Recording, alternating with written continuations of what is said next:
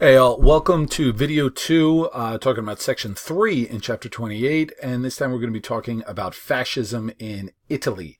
So the title of this chapter is The Rise of Totalitarianism, and I briefly introduced what the term means in the beginning of the last video. There are several nations that became totalitarian states during this time period. In this video, we're going to look at Italy and the creation of the political ideology known as fascism. We'll discuss what fascism is in a good bit more detail in a little bit, but let's first take a look at the founder of fascism, Benito Mussolini, Il Duce. Mussolini came to power during a time of widespread discontent in Italy. Unemployment was very, very high. Okay, this is even before the Great Depression. Trade was in decline, peasants were seizing land, and there was an overall anger at the perception that Italy was not given what it was promised after World War I. Italy had switched sides to the Allies late in the war when promised land from Austria-Hungary. It did not receive all of this land, and many Italians felt betrayed. They felt like they were left out of the peace process, which was dominated by the big three of the United States, France, and Great Britain. The Italian government was viewed by many as being weak, and it was incapable of solving Italy's problems. Into this chaos steps Mussolini. In 1919, he founds the Fascist Party. Now, we're going to go over what fascism is about a little later, but Mussolini chose the name from the Latin word fasces, which was a bundle of sticks wrapped around an axe. Now, you think that's kind of a random thing, isn't it? Well, the fasces was a symbol of unity and authority in ancient Rome. And as you can imagine, in choosing a symbol of ancient Rome, Mussolini promised a return to glory like the days of the Roman Empire. Given how chaotic Italy was at the time, many Italians readily accepted this message. Mussolini was a charismatic speaker, and it wasn't long before he was, sorry, I didn't mean to hit that, but we'll get to that in a sec. And it wasn't long before he was gaining support with his message of strength and national glory. His supporters eventually organized themselves into groups known as black shirts. Now, black shirts, called because of their attire, not the most original nickname ever, but still right on the money. They were essentially combat squads, right? They took a militant approach. They attacked political opponents such as socialists and other groups that they disagreed with, and they used intimidation and violence to drive elected officials from office. Due to the lack of faith many Italians had in their government, though, a lot actually supported these very extreme measures. Now, fascist powers came to fruition in 1922 with the March on Rome. Tens of thousands of fascists marched on the capital. All right, here's Mussolini in the middle here, followed by all of his supporters, again, all dressed in black. Fearing outright rebellion, King Victor Emmanuel, Italy was still technically a parliamentary monarchy at the time. They did have a king. So the king, though, gave Mussolini power as prime minister. Now, over the next few years, though, Mussolini continued to exert more and more control in the Italian government. He eventually created what became known as a totalitarian state. So let's get into what that really is. A totalitarian state is one where the government dominates all aspects of a nation, from the economy to the private lives of the citizens. Now, totalitarian states are not just one type of government. Communist and fascist nations can both be totalitarian. Here are some common features of a totalitarian state. 1. Single-party dictatorship. Does not matter whether we're talking about Nazism, fascism, or the Soviet Union with communism. Only one political party is allowed. Forget about just that's what everybody prefers. You are not allowed to form any other type of political party, and dictatorship is the form of government. One strong ruler. Blind loyalty to the state, utmost obedience. They do not allow any type of dissenting opinion. You can't speak out against it. We'll get into a little bit more of that later. State control of the economy. Now, this can come across as very direct, such as communism with a command economy. We'll talk more about that in the next section. But fascism, there's state control of the economy as well. Now, use of police, spies, and terror. This is a very common characteristics. Okay, the police act as a direct enforcement, not only of the nation's laws, the way that we have here, but of the will of the dictator. Here you have Soviet police executing people who spoke out against the government, and here you have a Nazi Germany. These are not Jews. These are regular Germans that are being patted down and checked at random checkpoints. That idea that Big Brother is always watching you, that you always have to be careful. You can't speak out. That is a common characteristic in a totalitarian state. They want people to be afraid because it keeps people in line. It keeps people in order. Okay, a couple of other ones. Government control of the media. We call this propaganda, right? All right. The use of propaganda to persuade people. Here you have Soviet propaganda where you've got kind of a caricature of Uncle Sam being the bad guy, where you've got the good Soviet worker telling him he can't come in. It's showing that communism good, capitalism in the United States evil. That is common in all totalitarian states. Also to ensure a little fear there as well, making sure that people do what they're told. Spread of ideology among children. That's a very common thing. I'll show you guys a picture of that in Italy in a second, but the Hitler Youths in Germany was common. They want to indoctrinate, meaning they want to get the young on board with this at a very young age. And so they form almost these somewhat military-like organization for children.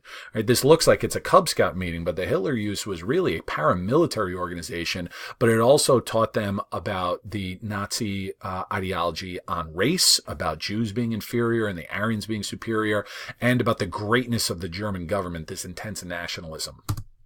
And lastly, strict censorship of dissenting opinions. This guy here is Alexander Solzhenitsyn. He was a very, very famous Russian writer. And during the World War II, he was arrested and thrown in a gulag. Gulag were these prison camps. I'll talk more about them in the next section. He was thrown in there because he criticized Joseph Stalin, the dictator of the Soviet Union. Now, he didn't write an article. He didn't put it on a poster or a billboard or anything like that. It was in a private letter. It was a letter that he wrote to a friend, but there really is no such thing as private correspondence in totalitarian states. Police regularly would just open mail and check into correspondence, and he was critical of Stalin in that, and so because of that, off to prison he goes. So censorship, not allowing people to say certain things, or they didn't even want people thinking certain things, right? It was all about strict control. All right, so that's a little bit about totalitarian state. But remember, it doesn't just have to be one form of government.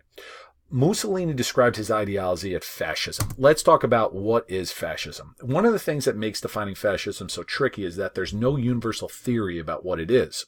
There are several common characteristics of fascist governments, and there's going to be a little bit of overlap into what we just talked about with totalitarian states, but these are just some specific ones for fascism. One, you have a strong authoritarian rule. Now, authoritarian rule, you look at the first part of it, authority, that strongman dictatorship. It gives off an image of strength. Authoritarian, it favors enforcing a strict obedience to authority, especially a ruler like Mussolini, right? These charismatic rulers. You also have intense nationalism. Your love for your country should outweigh anything else. Here you have these crowds and rallies supporting the fascist party. It's done through propaganda, but it's also done a bit through fear. You have to show this fear for, you have to show this love for your country.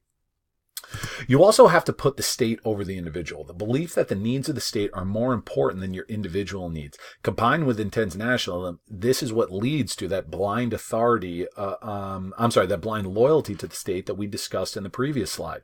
Fascism also glorifies action and militarism. Mussolini embodied a lot of the Italian value of what we call machismo. It's where we get the word macho. He was a very manly guy, and he emphasized the need to be manly and act decisively.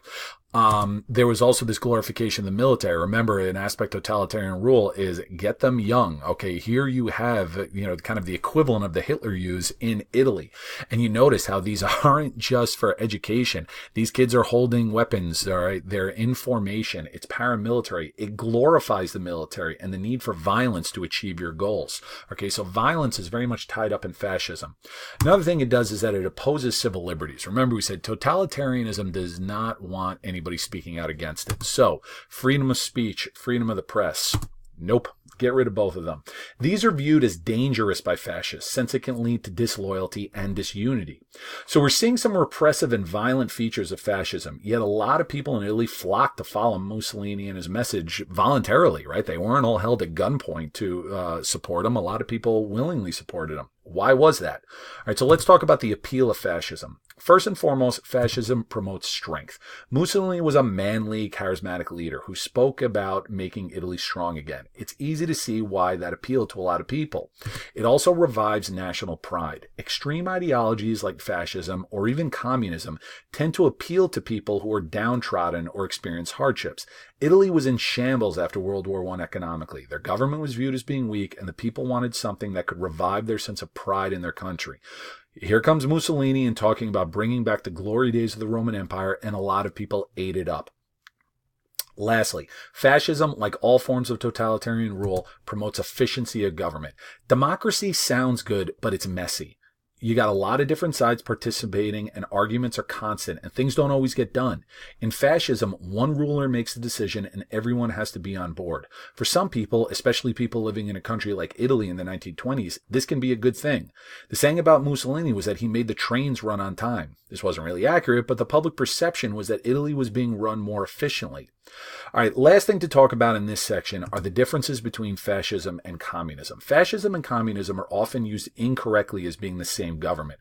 The reality is that they are polar opposites on the political spectrum. If the middle, the moderate, if you go extreme left, you get into communism, right? So liberalism, socialism, communism. If you go to extreme right, from conservatism, libertarianism, then you get into fascism. All right, that's why Democrats who are left-leaning, if they're very, very extreme, will be called communists. Republicans, if they're very, very extreme, will be called fascists.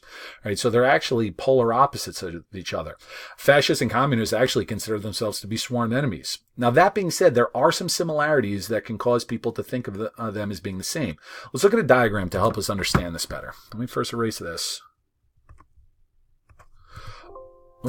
Okay, so good old Venn diagram. So we got fascism on one side, communism on the other. So fascism. Fascism, remember we said nationalist goals, intense nationalism, supported by wealthy business owners and the landowners. So we're talking about the upper class that really supports fascism.